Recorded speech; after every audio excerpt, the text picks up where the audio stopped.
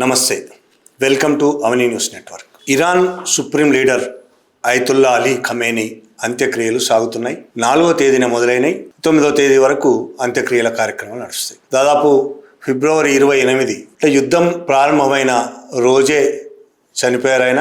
ఆ రోజు నుంచి 4 నెలలు, దాదాపు 4 నెలల పైన అయింది. ఇప్పుడు ఆయన యుద్ధం ఆగిన తర్వాత అంత్యక్రియలు చేస్తున్నారు. దాదాపు 6 రోజులు 7 రోజుల పాటు అంత్యక్రియలు అవుతాయి. ఈ అంత్యక్రియలు చాలా భావోద్వేగంగా జరుగుతున్నాయి. ఒకవైపు దుఃఖము, లక్షలాది మంది దుఃఖంతో మనకు విజువల్స్లో కనిపిస్తున్నారు. దాదాపు 2 కోట్ల మంది హాజరయ్యారని ఒక అంచనా ఇరాన్ మీడియా చెప్తుంది. యూరోప్ మీడియా 2 కోట్లని సంఖ్య చెప్పట్లేదు, కానీ మిలియన్ల కొద్ది జనం అనేది యూరోప్ మీడియా కూడా చెప్తున్నది. దాదాపు ప్రపంచంలోని అనేక ముఖ్యమైన దేశాల నాయకులందరూ వచ్చారు అక్కడికి. ఇండియా నుంచి కూడా భారత ప్రభుత్వం ప్రతినిధులను పంపించింది. ప్రభుత్వ ప్రతినిధులే కాకుండా ఇంకా అనేక మంది కూడా వెళ్ళారు. మీడియా వెళ్ళింది, ప్రపంచవ్యాప్తంగా మీడియా వచ్చింది. ఇప్పటివరకు ట్రంప్కు చాలా దగ్గరైన, అమెరికాకు దగ్గరైన సౌదీ అరేబియా కూడా తన ప్రతినిధులను పంపించింది. కొన్ని కోట్ల మంది ప్రజలు తమ నాయకుని కోసం, చివరిసారి చూపుల కోసం రోడ్డెక్కారు. ఒకవైపు శోక సముద్రంలో ఉంది ఇరాన్, ఇంకొక వైపు ట్రంప్ కారాలు మిరియాలు నూరుతున్నాడు. నెతన్యాహు కారాలు మిరియాలు నూరుతున్నాడు. కసిగా ఉన్నాడు, ఆయనకు మింగుడు పడడం లేదు.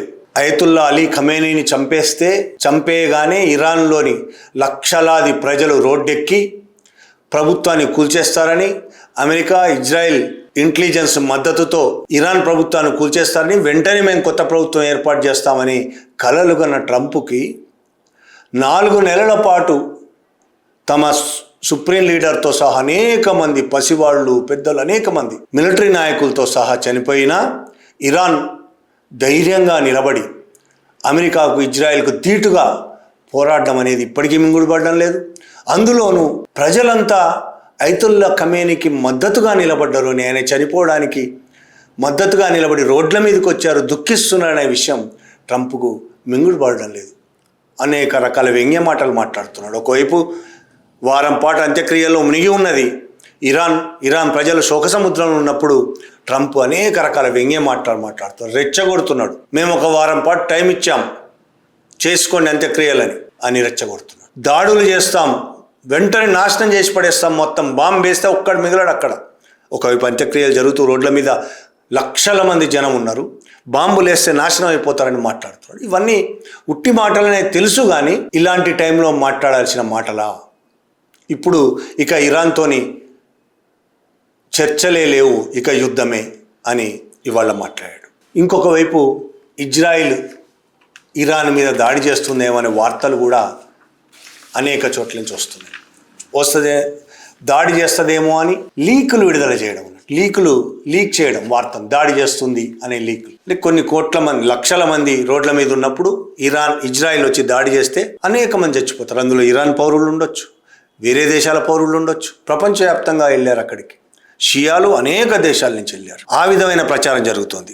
ఈ ప్రచారంలో భాగంగానే ఎట్లయినా దాడి జరగాలని కోరుకుంటున్న వాళ్ళు చాలా మంది ఉన్నారు. ఇరాన్ ఓడిపోతే దాని నుంచి ప్రయోజనాలు పొందాలని కోరుకునే క్యాపిటలిస్టులు, కార్పొరేట్ కంపెనీల వాళ్ళు అలా కోరుకుంటున్నారు కావచ్చు. ఇరాన్ ఎట్లయినా నాశనం చేసి మొత్తం తన చేతుల్లోకి తీసుకోవాలని ట్రంప్, నెతన్యాహు కోరుకుంటున్నారు కావచ్చు. కానీ వాళ్లకు మద్దతుగా నిలిచిన మీడియా కూడా ఇరాన్ ప్రజల చావును కోరుకోవడం అనేది చాలా దుర్మార్గమైంది, నీచమైంది. ఎలాంటి పరిస్థితుల్లో తమ నాయకుడు చనిపోయి శోక సముద్రంలో ఉన్నప్పుడు ఆ విధంగా మీడియా కోరుకోవడం. జర్మన్లోని ఒక జియనిస్ట్ పత్రిక, అది నెతన్యాహుకు చాలా దగ్గర పత్రిక, జియనిస్ట్ పత్రిక, ఎవరు రాయలేదు.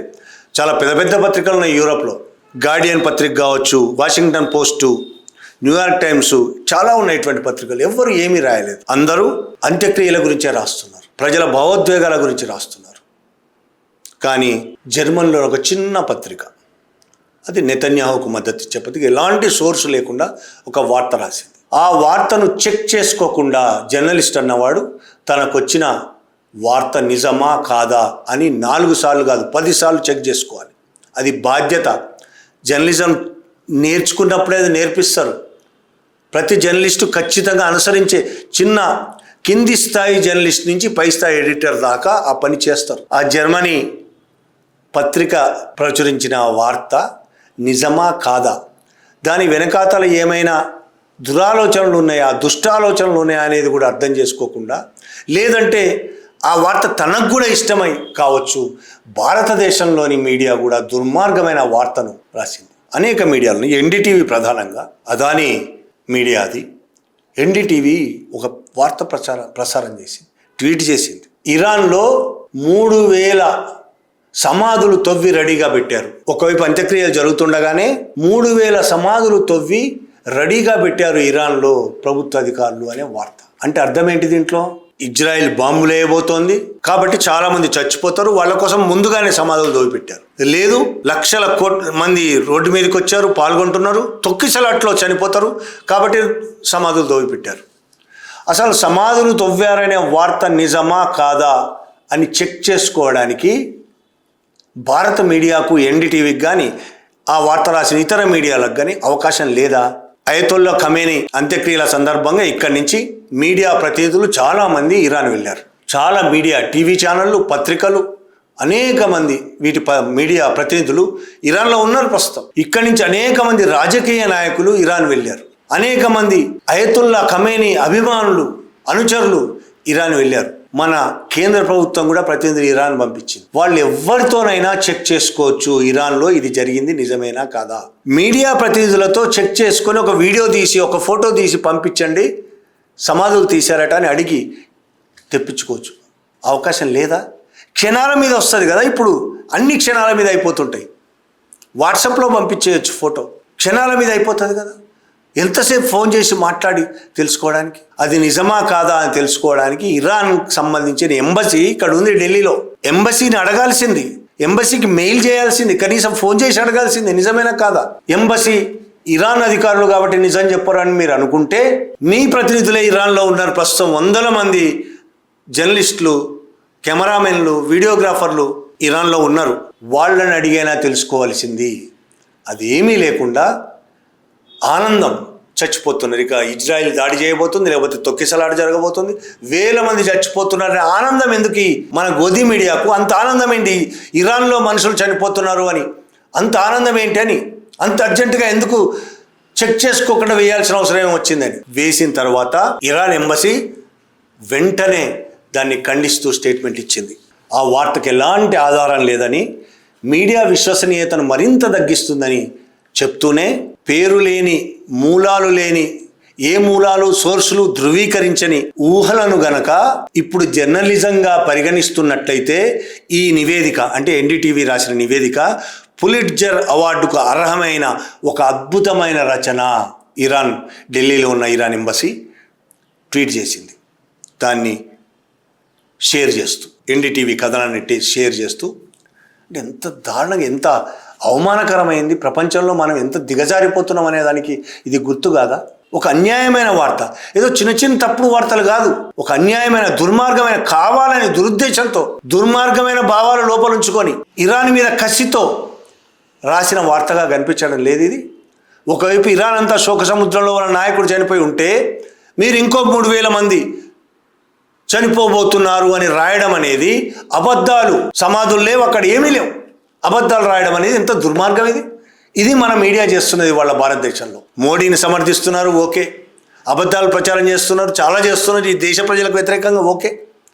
కానీ చనిపోయి అక్కడ అందరు ఏడుస్తూ ఉంటే ఇంకింతమంది చచ్చిపోతారని కావాలని అబద్ధాలు రాయడం దిగజారుడుతనానికి పరాకాష్ట ఇది. ఇది ఇరాన్ ఎంబసీ ఆ ట్వీట్ చేయగానే వెంటనే ఎన్డీటీవీ తన వార్తను ట్విట్టర్లోంచి తీసేసింది. ట్విట్టర్లో పోస్ట్ చేసిన వార్తను తీసింది. టీవీలో తీసిందా లేదో తెలియదు, టీవీలో ఆల్రెడీ ప్రసారం అయిపోయింది కాబట్టి తీసేసే అవకాశం లేదు. ట్విట్టర్లోంచి తీసేసింది. కనీసం జవాబు ఇవ్వకుండా, ఈ వార్త రాసినందుకు క్షమాపణ కోరకుండా, తప్పైందని దేశ ప్రజల ముందు, ప్రపంచ ప్రజల ముందు తల వంచకుండా, ఏమీ జవాబు చెప్పకుండా తీసేసిందంటే పారిపోవడం అంటారు దాన్ని. వెన్ను చూపించి పారిపోవడం, అబద్ధాలు ప్రచారం చేసి అది అబద్ధం అని తేలగానే వెన్ను చూపి పారిపోవడం. గోధి మీడియా ఇవాళ భారతదేశాన్ని ఎక్కడికి తీసుకెళ్తుందో అర్థమవుతుంది. ప్రభుత్వమే కాదు, మీడియా కూడా అదే పరిస్థితి చేరుకుంది. ఇట్లా మీడియా అబద్ధాలు ప్రచారం చేయడం అనేది ఇప్పుడు కొత్త ఏం కాదు. గతంలో ఆపరేషన్ సింధూర్ అప్పుడు చూసాం, ఇరాక్ యుద్ధం అప్పుడే అంజనా కశ్యప్ ఆజ్తక్లో ఒక వార్త ప్రసారం చేశారు. ఇరాన్లో ఆహారం కొనుక్కోవడానికి, అంటే బ్రెడ్, రొట్టె కొనుక్కోవడానికి ఈఎంఐలో కొనుక్కుంటున్నారు. ఇంత దుర్మార్గమైన వార్త నిజమేనా? అది ఒకవేళ నిజమే అయితే ఆ వివరాలతో సహా నువ్వు రాయొచ్చు. ఈఎంఐలో కొనుక్కుంటూ అంత దౌర్భాగ్యమైన స్థితికి చేరిపోయింది, ఆర్థిక వ్యవస్థ చిన్నాభిన్నం అయిపోయింది. ఆహారమే ఈఎంఐలో కొనుక్కునే పరిస్థితి, బ్రెడ్ ఈఎంఐలో కొనుక్కునే పరిస్థితి వచ్చిందని అంజనా కశ్యప్ గారు తన యాంకర్గా ఒక వార్త ప్రసారం చేశారు. దాని మీద ఇరాన్ ఎంబసీ వెంటనే టిట్ ఫర్ టాట్ అన్నట్టు సీరియస్ జవాబు ఇవ్వడంతో వెంటనే ఆ వార్త తీసేసింది. ఇట్లా అబద్ధాలు ప్రచారం చేయడం మన మీడియాకు ఎందుకు ఇలా చేస్తున్నారు? ఎవరి కోసం, ఎవరి ప్రయోజనాల కోసం? ఆపరేషన్ సింధూర్ అప్పుడు మనం చూసాం, పాకిస్తాన్ మీద దాడి జరుగుతుండే, పాకిస్తాన్ మీద ఇండియా దాడి చేస్తూ ఉంటే, పహల్గాం ఉగ్రవాదుల దాడి తర్వాత పాకిస్తాన్ ఉగ్ర క్యాంపుల మీద దాడులు చేస్తుంది భారత ప్రభుత్వం, భారతదేశం సైన్యం దాడులు చేస్తుంది. ఆ సమయంలో మన నేషనల్ మీడియా, గోధి మీడియా చేసిన ప్రచారం ఏంటి? మన సైన్యం కరాచీ చేరుకున్నది, మన సైన్యం ఇస్లామాబాద్ చేరుకున్నది, లాహోర్ చేరుకున్నది, ఇక ఆక్రమించుకోవడమే. నెక్స్ట్ పాకిస్తాన్ మొత్తం మన అధీనంలోకి వచ్చేసింది. అధీనం మొత్తం సగం పాకిస్తాన్ ఇప్పటికే అధీనంలోకి వచ్చింది, రేపో మాపో పూర్తి పాకిస్తాన్ ఆక్రమించుకోబోతున్నాం. ఈ వార్తలు ప్రచారం చేసింది అబద్ధాలు, పచ్చి అబద్ధాలు. ఇవి కొంతమంది భక్తులకు చాలా ఆనందంగా ఉండొచ్చు. అబద్ధాలు ప్రచారం చేయాలనే బీజేపీ ఆర్ఎస్ఎస్ ఆదేశాలు ఉన్నాయి కదా, అబద్ధాలైనా ప్రచారం చేయండి మనకు మద్దతుగా అని వాళ్ళ నాయకులే ప్రచారాలు చేస్తుంటారు కదా. అందులో భాగంగా గోధి మీడియా ఈ విధంగా అబద్ధాలు ప్రచారం చేస్తుంది. పాకిస్తాన్ ఆక్రమించినట్టు, ఇరాన్లో బ్రెడ్ కొనుక్కోవడానికి ఈఎంఐలు ఉపయోగించుకుంటున్నట్టు, ఇప్పుడు 3000 సమాధులు ముందే తవ్వి రెడీగా పెట్టినట్టు, ఇట్లాంటి దుర్మార్గమైన వార్తలు ప్రచారం చేస్తుంది. నిజంగానే వీళ్ళకి పాకిస్తాన్ అంటే ద్వేషం, ఓకే ఒప్పుకుందాం. ఇరాన్ అంటే ద్వేషం, ఓకే ఒప్పుకుందాం. కనీసం భారతదేశం అంటే ప్రేమ ఉందా? ఈ భారత ప్రజలంటే ప్రేమ ఏ కోశానైనా ఉందా మీకు? పాలకులకు ఎలాగూ లేదు. గోధి మీడియా అని చెప్పుకుంటున్నా, మీకుందా? ఈ దేశంలో లక్షలాది మంది చచ్చిపోతున్నారు అన్యాయంగా, అసహజంగా. కుంభమేళా జరుగుతున్నప్పుడు చచ్చిపోతున్నారు, తొక్కిసలాటలు. పుష్కరాలు జరుగుతున్నప్పుడు చచ్చిపోతున్నారు, తొక్కిసలాటలు. బాబాల కోసం వెంపర్లాడుతూ లైన్లో నిలబడి తొక్కిసలాటలు చనిపోతున్నారు. వర్షాలు, వరదల మూలంగా, తుఫాన్ల మూలంగా చచ్చిపోతున్నారు. రోడ్లు నిండిపోయి రోడ్ల మీద, కాలువల మీద కప్పులు లేకుండా అందులో పడి చచ్చిపోతున్నారు. బిల్డింగులు కూలిపోయి చచ్చిపోతున్నారు. ఆదివాసీ గ్రామాల మీద దాడులు చేస్తూ చంపేస్తున్నారు. ఆదివాసీ భూములను ఆక్రమించుకుంటున్నారు. దీని గురించి మాట్లాడడానికి మీకు టైం లేదు, మీకు స్పేస్ ఉండదు. టీవీ ఛానళ్లలో, పత్రికల్లో స్పేస్ ఉండదు. దేశంలో డీజిల్ రేట్లు, పెట్రోల్ రేట్లు, గ్యాస్ రేట్లు, అన్ని నిత్యావసరాల రేట్లు పెరిగిపోయి కొనుగోలు శక్తి నశించిపోయింది భారతదేశంలో. ప్రతి పౌరుడికి, మధ్యతరగతికి, పేదవాడికి కొనుగోలు శక్తి లేదు. ఇప్పుడు ఏది కొందామన్నా కొనలేని పరిస్థితి వచ్చింది, బతకలేని పరిస్థితి వచ్చింది. దీని గురించి పట్టించుకునే పరిస్థితి మీకేమైనా ఉందా? ఎప్పుడు పాకిస్తాన్ మీద ఏడుద్దామా, ఇరాన్ మీద ఏడుద్దామా, చైనా మీద ఏడుద్దామా, అమెరికాని ఇజ్రాయిల్ పొగుడుకుందామా తప్ప భారతదేశంలో ప్రజలు ఎన్ని కష్టాలు పడుతున్నారు. నీట్ పేపర్ లీక్ అయ్యి 9 మంది విద్యార్థులు ఆత్మహత్య చేసుకొని చచ్చిపోయారు. ఆ బాధ ఏమైనా ఉందా మీకు? దాని గురించి చర్చ ఎప్పుడైనా సీరియస్ చర్చ పెట్టారా? అబద్ధాలు ప్రచారం చేయడం తప్ప ఈ గోధి మీడియాకు ఈ భారతదేశం పట్ల కనీస ప్రేమ ఉందా? దేశభక్తులం అని చెప్పుకుంటారు కదా, ఇది మీ దేశభక్తి. కనీసం ప్రేమ లేదు ఈ దేశం మీద, ఈ దేశ ప్రజల మీద. దేశం అంటే ప్రజలు, దేశం అంటే బార్డర్లు కాదు. ఈ బార్డర్ల పైన ఉన్న వాళ్ళందరూ శత్రువులను ద్వేషించిన వాళ్ళందరూ దేశభక్తులే కాదు. ప్రశ్న రావనేదో నేను దేశభక్తుని కాదన్నాడని ఏడుస్తున్నారు కదా అందరూ. నిజమే, దేశభక్తి అవసరం లేదు. దేశం మీద ప్రేమ ఉండాలి, దేశ ప్రజల మీద ప్రేమ ఉండాలి. మన పక్కన చచ్చిపోతుంటే పట్టించుకోకుండా వెళ్ళిపోయే మీరు దేశభక్తి గురించి మాట్లాడడం అసహ్యం వేస్తుంది. పబ్బుల గురించి, విలాసాల గురించి వార్తలు ప్రసారం చేసే మీరు పేదల గుడిసెల్లో జీవితాల గురించి, మురికి జీవితాల గురించి ఒక్కసారి కూడా పట్టించుకోకపోవడం మిమ్మల్ని చూస్తే ఈ దేశం అసహ్యించుకుంటుంది. దేశం గురించి కనీసం పట్టించుకొని, ప్రజల గురించి పట్టించుకొని బాధ లేని మీరు ఇంకొక దేశంలో ప్రజలు చనిపోతున్నారని చంకలు గుద్దుకుంటున్నారా? ఇంత దుర్మార్గమైన మీడియా ఇంకెక్కడైనా ఉంటుందో ఉండదో కానీ మన దేశంలో ఉన్నందుకు, నేను జర్నలిస్టునైనందుకు సిగ్గుపడుతున్నాను. Thank you very much.